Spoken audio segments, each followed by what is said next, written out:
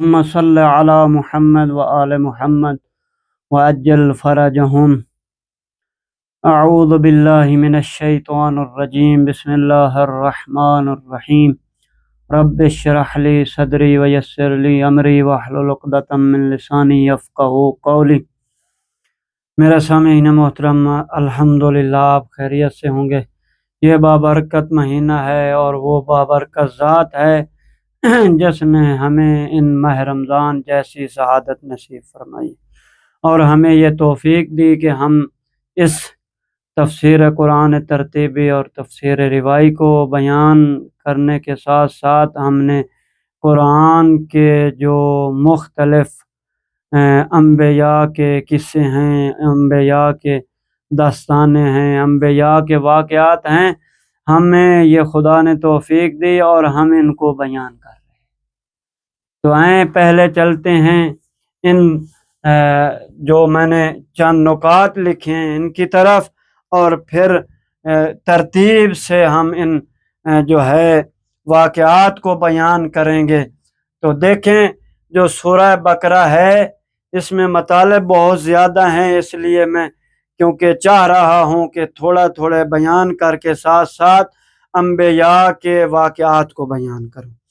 تو یہ جو ہمارا یہاں پہ 13 نمبر پوائنٹ ہے، اس میں جو ہے واقعہ حضرت ابراہیم علیہ السلام اور نمرود کا ہے کہ اور کیونکہ آپ جانتے ہیں کہ جناب ابراہیم علیہ السلام کلام خداوندی کے یعنی توحید کے طرفدار تھے، یعنی توحید کو پرچار کرنے والے تھے، توحید کو بیان کرنے والے تھے، اور نمرود اپنا خدائی دعویٰ کرنے کا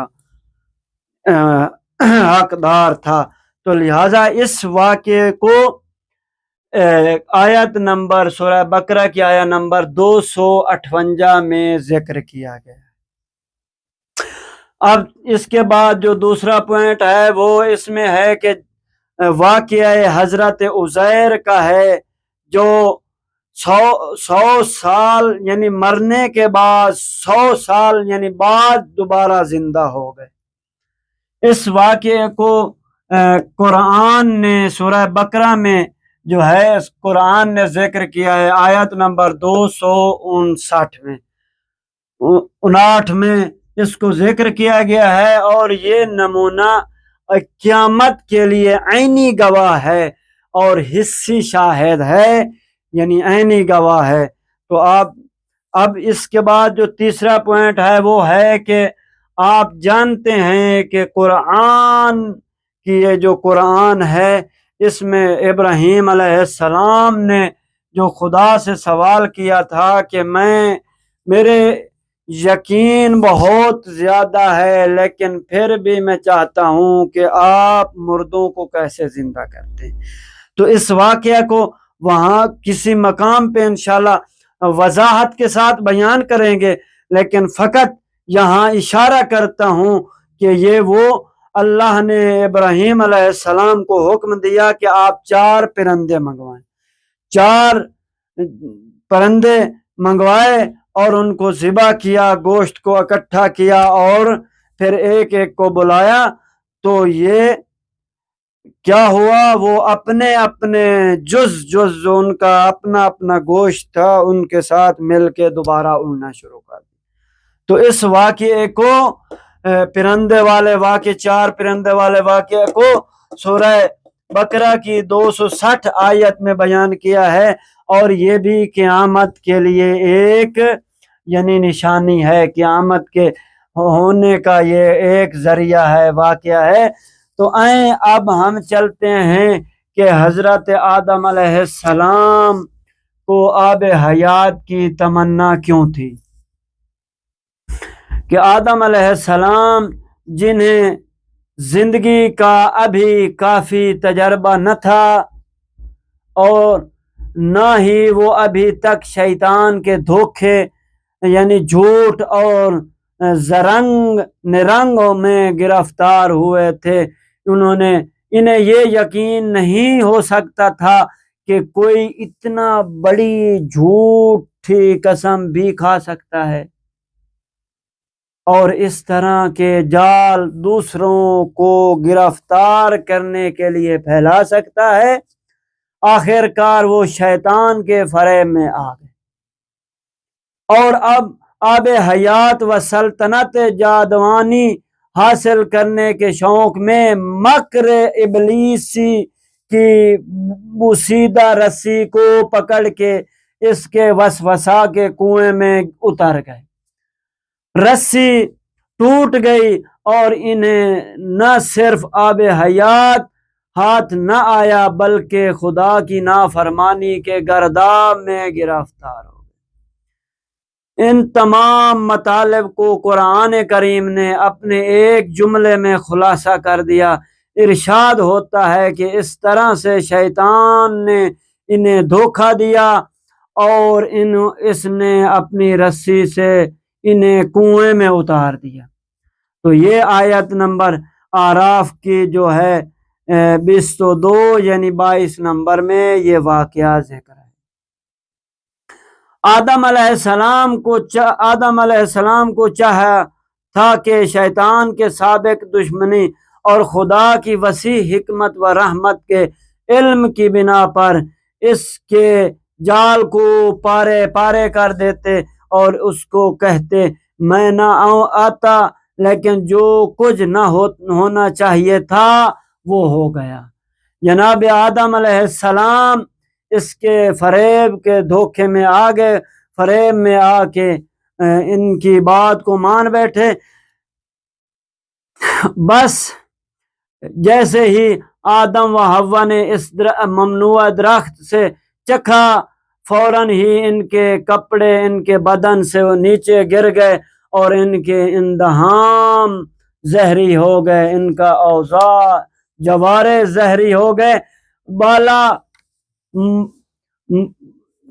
جملے سے یہ بخوبی ظاہر ہوتا ہے کہ درخت ممنوع سے چکھنے کے ساتھ ہی فوراً ان کا برا اثر ظاہر ہو گیا اور وہ اپنے بہشتی لباس سے جو فی الحقیقت خدا کی کرامت و احترام کا لباس تھا محروم ہو کر برہنہ ہو گئے۔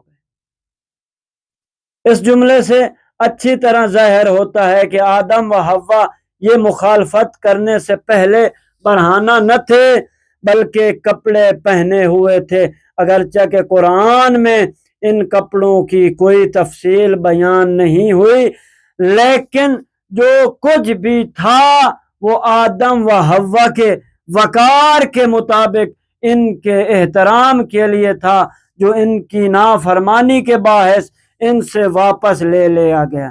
لیکن خود ساختہ توریت میں اس طرح سے ہے کہ آدم و حوا اس موقع پر بالکل برہنہ تھے، لیکن اس برہنگی کی زشتی کو نہیں سمجھتے تھے۔ لیکن جس وقت انہوں نے اس درخت سے کھایا جو در حقیقت علم و دانش کا درخت تھا، تو ان کی عقل کی آنکھیں کھل گئیں اور اب وہ اپنے کو برہنہ محسوس کرنے لگے اور اس حالت کی زشتی سے آگاہ ہو گئے۔ جس آدم کا حال اس خود ساختہ توریت میں بیان کیا گیا ہے وہ فی الحقیقت آدم واقعی نہ تھا، بلکہ وہ تو کوئی اور ایسا نادان شخص تھا جو علم و دانش سے اس قدر دور تھا کہ اسے اپنے ننگے ہونے کا بھی احساس نہ تھا۔ لیکن جس آدم کا تعارف قرآن کراتا ہے وہ نہ صرف یہ کہ اپنی حالت سے باخبر تاکہ بلکہ اسرار افرینش علم اسما سے بھی آگاہ تھے اور اسی کا شمار معلم ملکوت میں ہوتا تھا۔ اگر شیطان اس پر اثر انداز بھی ہوا تو یہ اس کی نادانی کی وجہ سے نہ تھا، بلکہ اس نے ان کی پاکیزگی اور صفانیت سے سوء استفادہ کیا۔ اس بات کی تائید کلام الہی کے اس قول سے بھی ہوتی ہے، اے آدم، اے اولاد آدم، کہیں شیطان تمہیں اس طرح فریب نہ دے جس طرح تمہارے والدین اپنے آدم و حوا کو دھوکہ دے کر بہشت سے باہر نکال دیا اور ان کا لباس ان سے جدا کر دیا۔ اگرچہ کہ بعض مفسرین اسلام نے یہ لکھا ہے کہ آغاز میں حضرت آدم برہنے تھے، تو واقعاً یہ ایک واضح اشتباہ ہے جو توریت کی تحریر کی وجہ سے پیدا ہوا ہے۔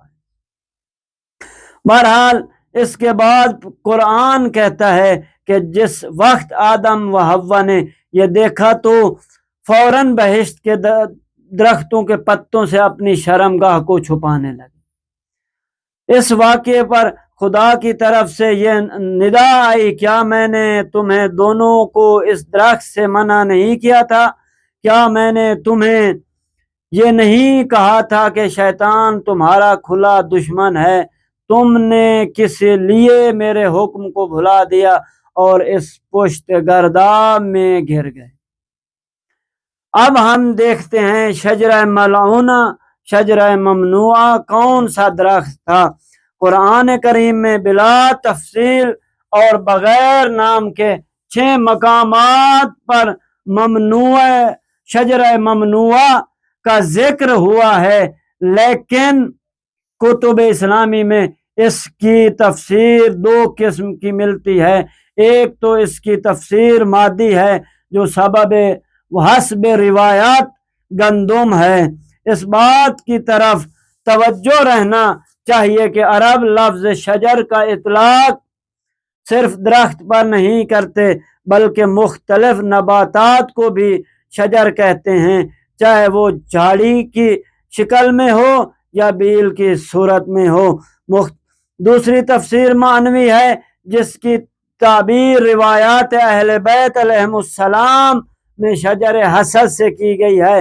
ان روایات کا مفہوم یہ ہے کہ آدم نے جب اپنے بلند و درجہ رفیع دیکھا تو یہ تصور کیا کہ ان کا مقام بہت بلند ہے، ان سے بلند کوئی مخلوق اللہ نے پیدا ہی نہیں کی۔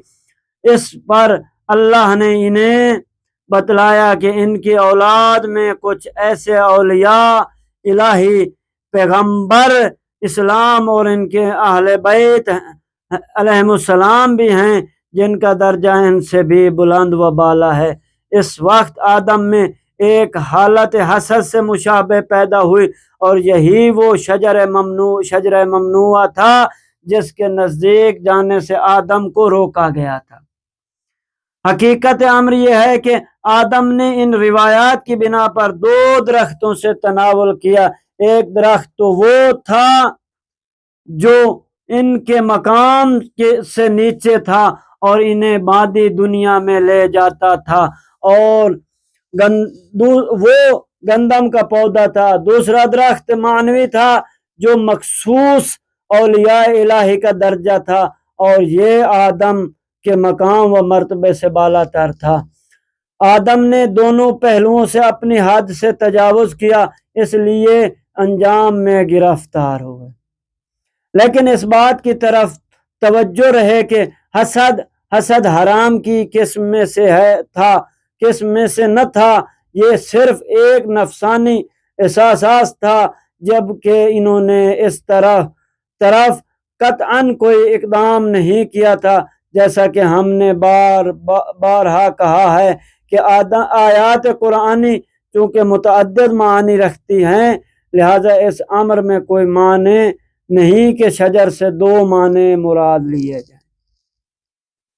اتفاقاً کلمہ شجرہ قرآن میں 2 معنی میں آیا ہے، کبھی تو انہیں عام درخت کے معنی میں استعمال ہوتا ہے اور کبھی معنوی کے معنی میں استعمال ہوتا ہے، لیکن یہاں پر ایک نقطہ ہے جس کی طرف توجہ دلانا مناسب ہے، وہ یہ ہے کہ موجودہ خود ساختہ توریت میں جو اس وقت کے تمام یہودی و نصارہ کی قبول شدہ ہے، اس شجرہ ممنوعہ کی تفسیر شجرہ علم و دانش و شجرہ حیات و زندگی کی گئی ہے۔